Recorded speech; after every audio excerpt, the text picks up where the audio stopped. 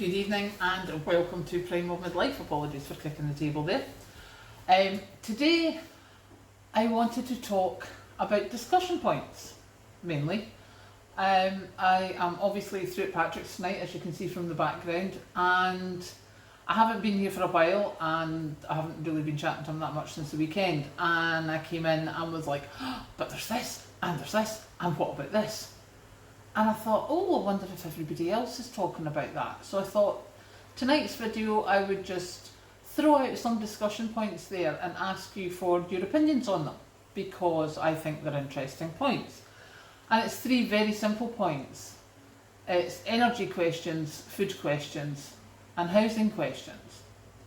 So the first one we started off with was the energy question, because as I was driving through here, I was listening to Radio 4 and they were interviewing someone from Bloomberg about the Gazprom Nord Stream 1 and whether this person thought that the pipeline would be turned back on. And she's like, yes, according to Putin, it's going to be turned on, but it will still be at a restricted level, which is seemingly about 46%. And there is also the part that on the 26th of July, another one of the turbines has to come offline for maintenance. Now, we know that one of the turbines has been sent back from Canada after having had maintenance. So will that one replace the one that's coming off? Or does this mean that it will go down from 40% to 20% for the energy that's going through the Nord Stream 1? Now, when the guy from Radio 4 asked the woman from Bloomberg, and he's like, we're not getting any of this in the UK. In Europe, they're stressing that they want to reduce energy consumption by 15% by the spring. And already in places like Germany, you've got posters up, you've got government announcements saying use less energy. Do not use anything that you don't need to. Cut your energy consumption. We don't have anything like that in the UK.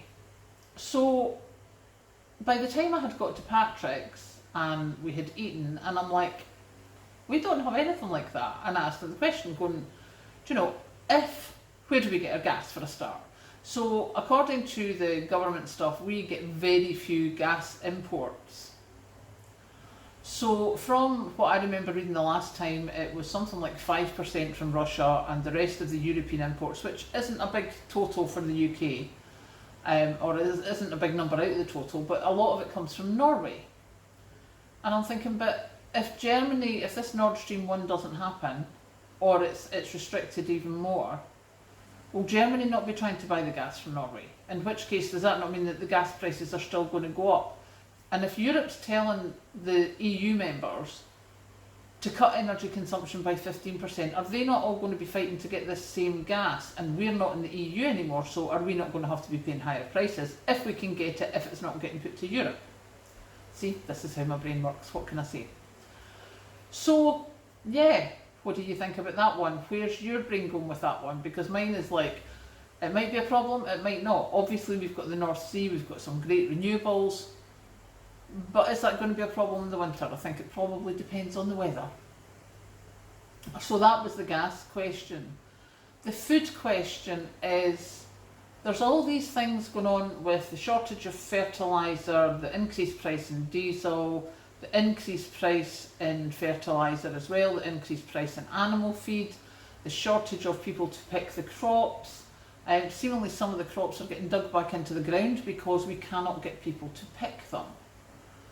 So, all in all, the farming industry, or the food industry in general, looks to be struggling a bit and looks to be shelling out a whole lot more money this year, which means when they're preparing for next year, they're going to look to cut their costs. I mean, especially with the heat wave recently, what was the guy said the amount of water he was pumping usually cost him about 20,000 for the year. He's already sitting at 80-something thousand, and that was before the last 2 days.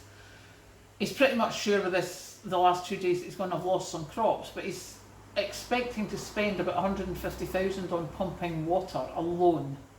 Never mind the diesel costs for harvesting. I mean, if it's wheat that you're doing, that has to get dried, so you've more electricity costs in drying that in the sheds, etc., etc. How's our food security looking right now? And finally, my third and final point that I'm thinking of is housing. Now, you may have seen the report on, I think it was ITV News, that some of the council homes or housing association homes that were not fit for human habitation. Obviously, we all know that it's not just the council and the housing associations, the private landlords. There's a lot of private landlords where their homes are just not fit for human habitation. What are we going to do? Because the prices of rental accommodation is going up. The price of running your electricity in your own home is going up. And there is the possibility that there'll be quite a few people who are going to do what I would do when I was younger, or what my daughter may do, and go, Mum, can I come and live in the spare room, please? Because I can't afford my flat anymore. Is that going to happen? Are we going to be able to deal with that? Are we going to be able to cope with bringing more members of family back into the house? What's going to happen with that? And what about the people who don't have that option? Where are they going to stay when the landlord goes, oh look, prices are rising, and suddenly decides that this wants to get evicted or that wants to get evicted, or decides that it's not a good enough deal for him anymore because he can't afford to do the repairs and sells off the property? So yeah, that's tonight's talking points. Poor Patrick's brain is probably fried because I have been nipping his brain for the past hour.